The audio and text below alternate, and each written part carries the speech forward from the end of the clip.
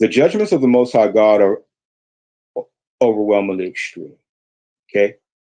I said there's things in the oral tradition I don't agree with. There's things in the Torah that I don't agree with. Okay. The Torah is an extreme body of work. The oral tradition is an extreme large body of work. The Torah is an extreme body of work. Okay. There are things in the Torah that are a major turnoff. It is a fact. Okay.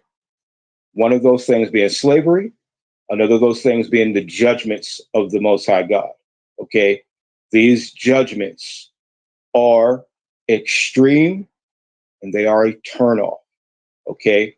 So when most people who are new to this come into this, when I hear that, oh, the reason why I'm in slavery, it's not simply because of the whole act of taking people from Africa, making them slaves, et cetera, et cetera. This is just a horrible event in history that happened. We hope it never happens again, and blah, blah, blah, negative. I'm hearing that my God that I serve and worship did this to me. The God that I serve, worship, pray to, sacrifice to, humble myself to, is the one who put my ancestors in slavery and myself in slavery, because I understand I'm not free. That's a story for another day. But I want to say something to you too. I can agree that there are things that we read in the Bible at times that make us second guess the writing. That's a fact. I used to wrestle with how harsh certain judgments are, especially now as a father and having a family. Absolutely. But I'm in a very secure place at this stage of my learning where I accept all of the Torah and all that she affords, you know, her statutes, her decrees, her laws, and her judgments. So, I mean, what you point out is something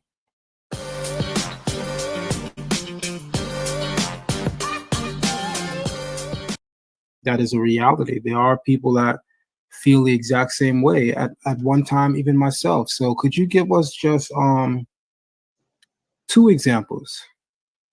That way we try to cover a little ground. Two examples of a judgment in the Bible that is disagreeable for you because it's too extreme, or for whatever reason it's disagreeable. So I want to know what those two judgments are. Why do you have a problem with them? Like, what is your problem with them? And for what crime are they judgments of? Let's go with one of the more, or I could even say, probably the harshest judgment that I see, right? And you could really say captivity is, but let's just go with let's bring it to a finer point here. If a young woman who is the daughter of the high priest is found not to be one stone to kill two birds, pun intended, since we're talking about stones.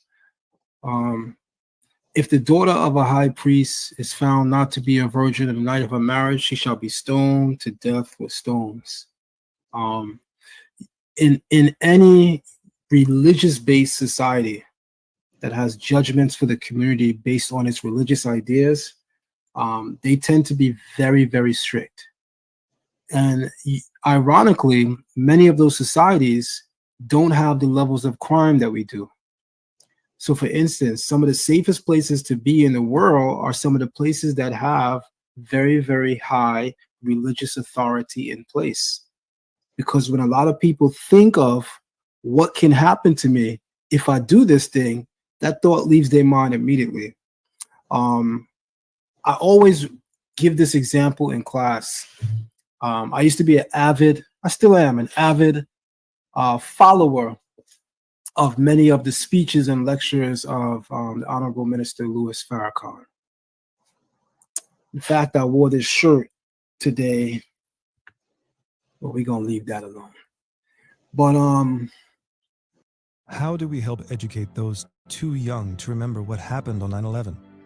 They didn't see the blue sky that day. what I'm gonna say now is in the 90s, the early 90s, when I used to watch his lectures, his speeches on VHS, there was one particular speech that really impressed me more than the others. And it was where he said he had visited Saudi Arabia. He was given an invitation to visit Saudi Arabia. And the day that he came, they invited him to a stadium. And, you know, coming from America and Farrakhan, New York City, you think of a stadium, you think of a sporting event. He get there, he don't know what the event is for. But at some point, he realized somebody about to die today, because they had invited him for what is a public beheading. Saudi Arabia is one of those countries that still have public capital punishment where people could actually see. So like in America, if somebody goes to the electrocution, which I'm not even sure that they still do that here in America, but there still is a death penalty in America. I'm not sure what the judgment is though, the way in which they help people to leave. But years ago, you could actually watch somebody being electrocuted to death, or somebody getting an injection, lethal injection, et cetera, et cetera. But they would do it, you know, privately for a few people, the family of the victim, and then like reporters and other witnesses. Saudi Arabia does it public in a whole stadium. And Farrakhan said, in a very amazing way of illustrating this, he said, a big burly black man with a scimitar sword. That's that thick Arabic, you know, sword with the curve on the top. The sassy men probably like that language. And he said this man held up that scimitar and read the crime of the person about to be separated from life. And he said, when that man's hand went up, all of the audience said, Allah, what? God is great. That hand came down and that man's head was separated from his body. Farrakhan said, when you look around in the crowd, you could see the look on people's faces that this thing had seized and gripped them in spirit. And he said, I can guarantee you, every single man in there, because the particular guy's sentence was there for rape, any guy in there that had an idea of raping or touching somebody, that idea left his body completely because of the grossness and serious nature, graphic nature, in way in which he just witnessed this person died. So that stiff penalties that can be administered in a way that is, I don't want to say so much grotesque as much as I want to say placing fear on your heart, can be so impactful that it could be a huge deterrent towards somebody committing said crime. So the Bible certainly has very stiff penalties, and they are chiefly and mainly in place to serve as a deterrent. Statistically, most religious societies that judge their people based on the actual law don't have the level of crime that other countries do. So America is very lenient. You could shoot up a whole school. Say you had a bad day and your name is Timmy, and they treat you to Wendy's, give you a couple Prozac, and you back on the block in 6 months to shoot up the next school. Try that in Saudi Arabia. Not only will you probably never see the light of day again, but anybody thinking of going into a school and doing what you just did, they're going to know that that's not the thing to do. So while I'm saying that to you, I want to show you this screen. It's from the oral tradition. It's the Mishnah, Makot 7a through 7b. Preventing a violent court. In Maseket Sanhedrin and Maseket Makot, we have been learning about the various punishments meted out by the Beit Din. In point of fact, how often was capital punishment carried out by the Jewish court system, of course, of old? According to the Mishnah on today's daf, which is the daily Mishnah, if the Sanhedrin killed a single individual just once in 7 years, it was considered to be a destructive or violent Beit Din. Rabbi Elazar says that if this is true, if the court kills someone even every 70 years, what are they saying? It is considered in the oral tradition that if just one person is put to death in 7 years, the Beit Din is considered a murderous Beit Din. Another rabbi said, no, if one person is put to death by the Beit Din in 70 years, it is considered a murderous Beit Din. What are they saying? Judgments as meted out in the Torah very rarely ever needed to be handed out to a person. Why? Because the judgment itself was so fearful that it stood as a deterrent for people committing that crime. So in biblical times, in the days of the temple, it was a saying among the people. So you think you know Wicks, but do you really? First up, we've got... If one man is put to death in 7 years, the Beit Din, the ruling body, the judicial body, can be considered a murderous judicial body, meaning that they must be poorly inspired and influenced that this thing was even allowed to happen, the crime itself. Because the punishment is so egregious, it's a strong deterrent against crime. When you look in the Bible and you see instances of a person being stoned, I guarantee you, you can't use your two hands to count how many people the Bible says were stoned. You could try it. You can't use your two hands. Now, I want you to think about this. The history of the Bible covers almost 3 millennia, and you can't even use your two hands to show each time in the Bible how many people were stoned. So yeah, it's harsh. Yeah, it's tough. But if one person got to die miserably so that 100,000 people don't commit the same crime, it's worth it. So, and I'm really trying to hurry because I see somebody else who wants to come in. Okay. And, you know, these conversations here could extend for great lengths of time.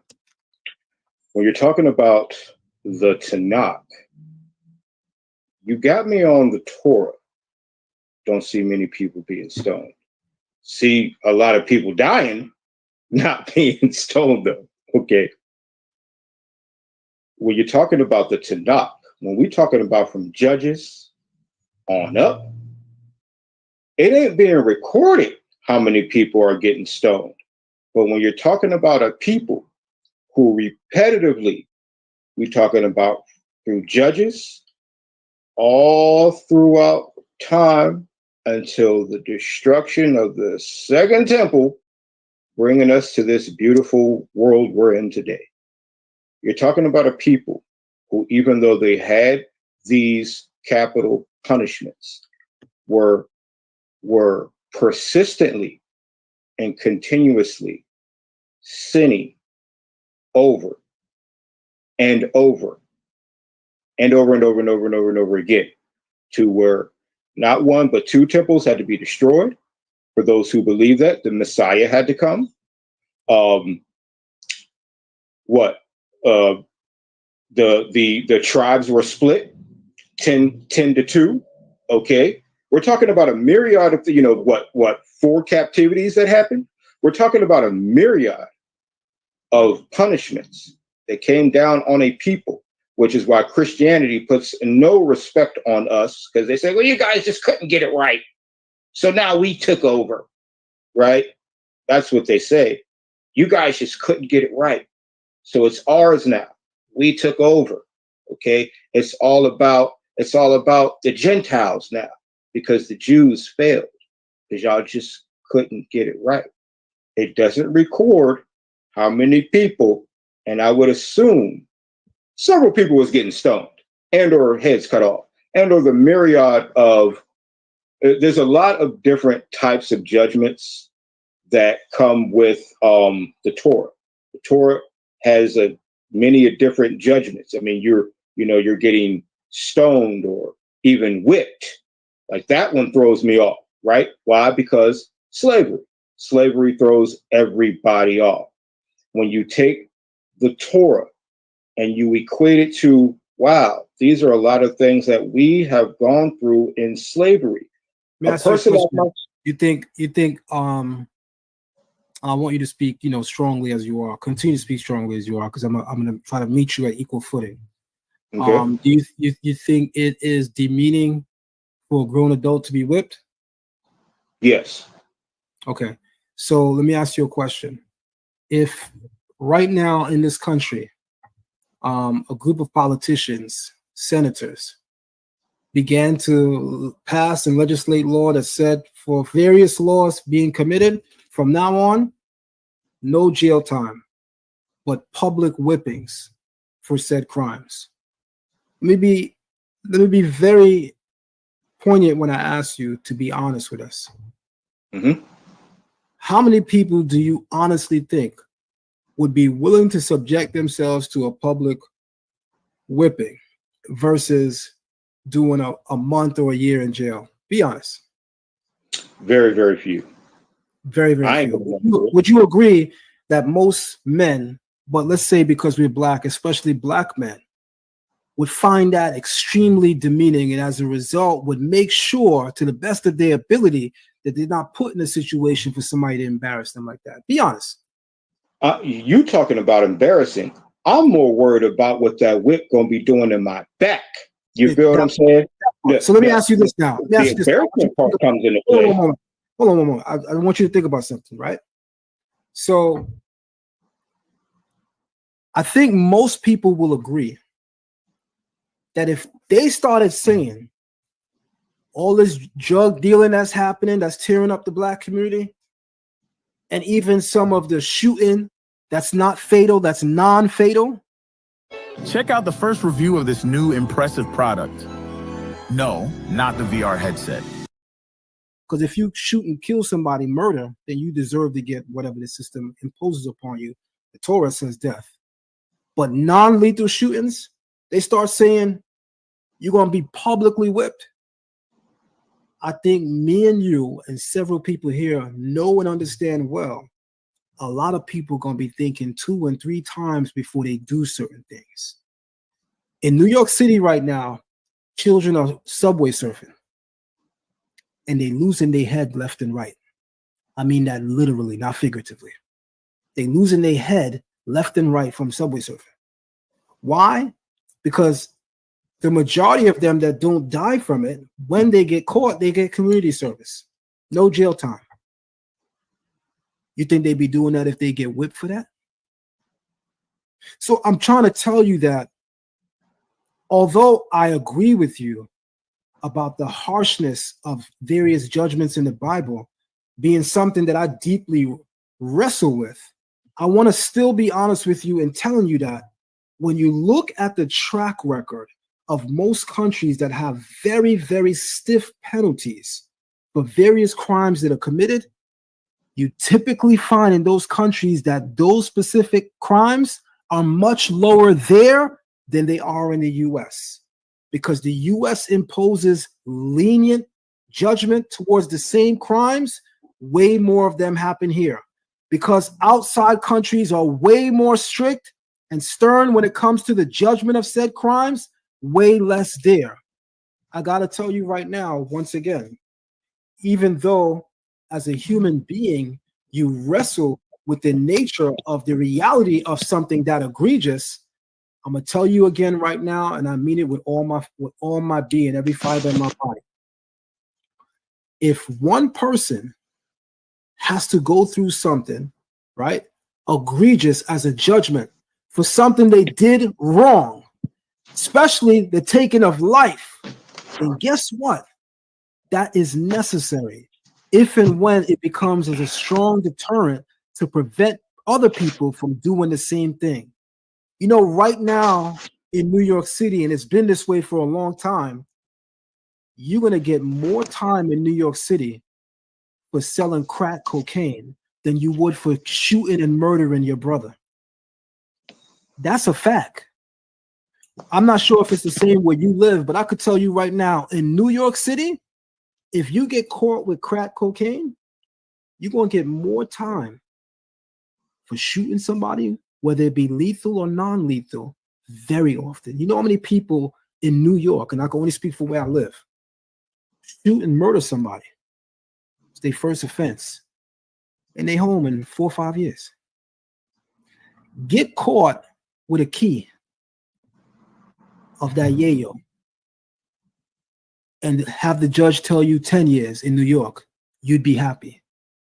Because they give you football numbers for a kilo of that yayo in New York. 10 years is a joke in New York. They give you football numbers. It's 25 to life damn near. But go ahead and shoot your brother. Shoot another black man. They don't give a hell about that. So the judgment is much more lenient. So I can join in with you as a human being first. Forget as a spiritual person. Forget as a religious person. Forget as an Israelite. As a human being first. And say that, yes, the death penalty judgments in the Bible, they're very scary. But they're also the reason why in the oral tradition it says, if one person was killed in 70 years, it was considered that the Beit Din, the judicial body, was murderous because most people wasn't committing them types of crimes. Because the judgment was so stiff, people already knew, I might do this, I might do that, but the judgment for that is this, so I'm not doing that. So while I agree with you that, damn, if it happens to you and it's your child or your brother, your sister, or you, yeah, you're going to be like, wow. But at a certain point, right, diplomacy kicks in thinking. And what I mean by diplomacy and thinking is this. When something happens to your family member, you're always going to be biased. So let's say the president of the United States, and not let's say because it literally happened, has a druggy son. Sounds familiar? And that son might be deserving like real time, but because it's his son, he gets swept under the rug. But other people's children got to do football numbers. But it's okay because it's your son. So here's what's crazy. The same punishments that we'll look at in the Bible and we be like, damn, that's egregious, that's tough. Oh, I wouldn't want that to happen to me and my loved ones. Let somebody rape someone close to you. You're going to be looking for them Bible judgments for that person. I know that in my heart and in my soul, that every single one of y'all that's looking at the screen right now, like, ooh, the Bible is crazy. Let somebody rape your daughter. You're going to want the Bible judgment over this system's judgment. We all know that. So what I also want to say in this moment is we got to be honest with ourselves. I'm going to go ahead and second that motion, because when I hear these arguments on the other platforms where they definitely come up, okay, and these arguments about these judgments are spoken of and what have you, that is always my thought, that if these particular things happen to either you or your loved ones, with Amex Platinum, you get guaranteed 4 p.m. checkout. Whatever your level of judgment is going to be, and I certainly doubt it's going to be a slap on the wrist, you putting in that work if you built like that. If you built like that and you could get away with it, you putting in that work. Some people don't even care about getting away with it or not.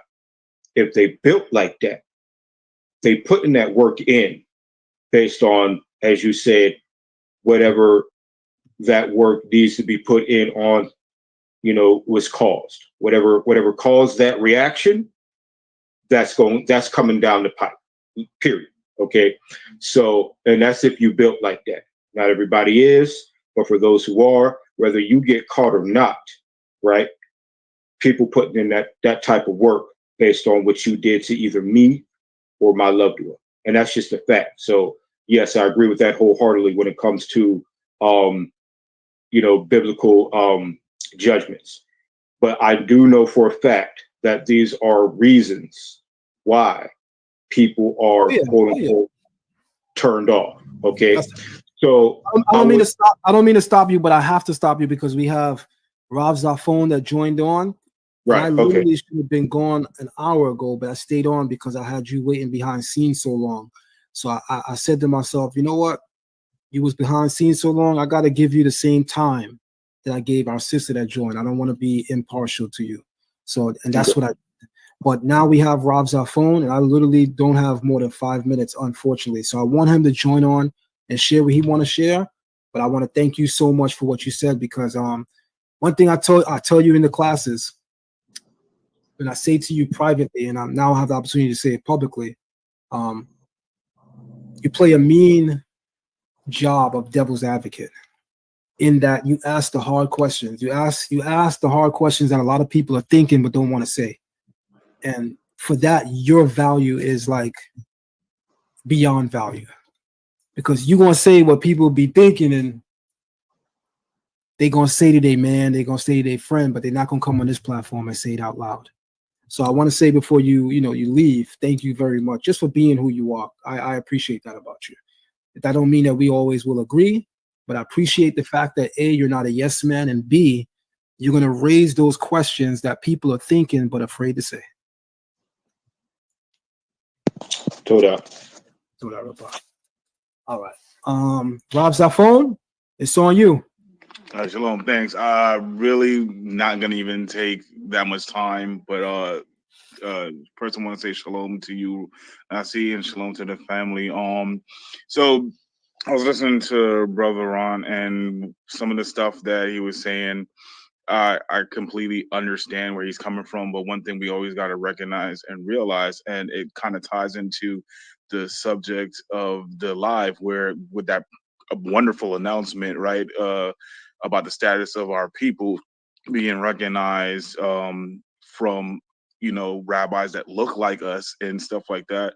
But we got to remember, we are children of a diaspora, right, where we've, especially in America, or like our people say, Babylon, that system where people they grow up and they're used to their laws and regulations and how they pacify certain things and make other things and put other things in the spotlight, right?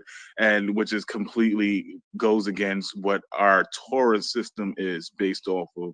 So I completely agree that if we grew up, look at things from the lens of Torah and realize the judgments for the actions that we take, if they're especially wrong actions, then more people will be less likely to commit those atrocities. But it's because we are coddled in this country, or we see people get coddled in this country, right? In other countries that are similar, that have a similar system, we look at, okay, the risk and reward factor, where we could take this risk, and if we do get punished, certain people get a slap on the wrist, right? And stuff like that. So I think this American system has sissified a lot of us to the point that now with the ones that are awakening and then see the reality of what our system should be, they get a little put off. And, that's something that we need to address first within ourselves, but also within the community, because it is a deterrent. The other thing about the oral tradition is, yes, the oral tradition really is a game changer if you have the right knowledge or teacher behind you, right? Obviously, me and you and I, excuse me, spoke behind the scenes. I had a bunch of questions in the beginning, didn't understand, but you were able to elaborate and show me how it ties into the Torah, right, in itself, and where it's coming from. And then on top of that, we have those wonderful rabbinical courses. So for a brother like Brother Ron, who I know attends a lot of classes, I'll still challenge him to say, hey, if you want to delve deeper, join the rabbinical courses and learn from Nasi, because with that, your understanding will multiply, and you probably wouldn't have the same questions that you have now, right? And I'll challenge anyone to do that, because like you said, the access to people within our community is very limited, and some people don't feel comfortable going outside to other communities to find those answers. The only way we change that is if we have more of us in our communities to lead our communities spiritually, right? So we need everyone to, who's willing, get on board, join the classes, and be that pillar in the communities that we need, so that way we can have those look towards each other for those particular answers. And the very last thing talking which is, I just want to say this: Yeshua, the example of Yeshua, he died as a martyr, right? His punishment was to take on all our sins, and then we see what happened when he took on all our sins. He died, and that led to a lot of other people who didn't believe to start to believe. So again, sometimes the punishment in itself can be an awakening as well as a deterrent. And one of the greatest examples that we have within the text is Yeshua. And I'll leave it at that. That is so powerful. Thank you so much, Rav Zafon, one of our newest rabbis here at Learn Torah Hebrew Academy. Also, I want to say congratulations to you publicly on this platform for becoming a rabbi. And I just want to remind you that we need an interview with you very soon as we can get one from you. Okay. All right. Well, we'll touch base with that, and we'll set it up. I would love to do that and just address the community and let them know who I am and what led me here, as well as your influence in my life. So I really do appreciate that. And I completely appreciate that. Thank you so very much, Rav Zafon, for joining, and thank you for patiently waiting to join in the conversation. Have a great Shabbat, and hopefully I'll see you this evening in the Shabbat in our rabbinical class. Okay, Shabbat Shalom. All right, Shabbat Shalom. All right, family. This has been a very, very powerful live stream. If you have not supported the platform yet, now is your opportunity to. You can support the platform by sending a donation via chat app, via Cash App at $ Zion Lex or $ Learn Torah. With your help, we can continue to open up shop here during the week, during the day, or during the night, and hold these amazing podcasts that are clearly illuminating and edifying for the community. I want to thank Morey Ron Shavat for joining at the tail end and adding and making such a powerful dialogue with the amazing questions and points that he raised. I want to also thank Nasika Hadassah for her poignant and always very, very eloquent way of thinking and seeing the Torah, our culture, and just our history. And I also want to thank our listening audience for tuning in. I want to thank our moderators for being here. And I want to say, in the words of our brother that was here last, Rav Zafon, and speaking of the Mashiach, that he said something very powerful, that the moment he said it, I said, I need to say this publicly. He said that, when you consider it, the Mashiach died. If your dog has food sensitivities, their food might have ingredients that don't agree with you or your dog. Right, for our sins. And for people who don't believe in Yeshua as the Mashiach, I will say to you that whether you believe Yeshua as the Mashiach or not, Isaiah 53 clearly describes that a messianic figure would die for the sins of the masses and multitudes of the people, and that through his death we would live. So the judgments in the Torah, the death penalty, the capital punishments in the Torah can be harsh. But if somebody needs to die so that millions more can live, then that's a necessary consequence. And this is a very powerful idea. I hope that everybody gleaned. I hope that we all learned. And this is the reason why I ask you guys to support what we do here. I don't personally think that anybody does it quite like we do. I could be wrong. If you see merit in this platform, then I see you supporting us. On that note, everyone, have a great Shabbat. I hope you all have a great day, and shalom.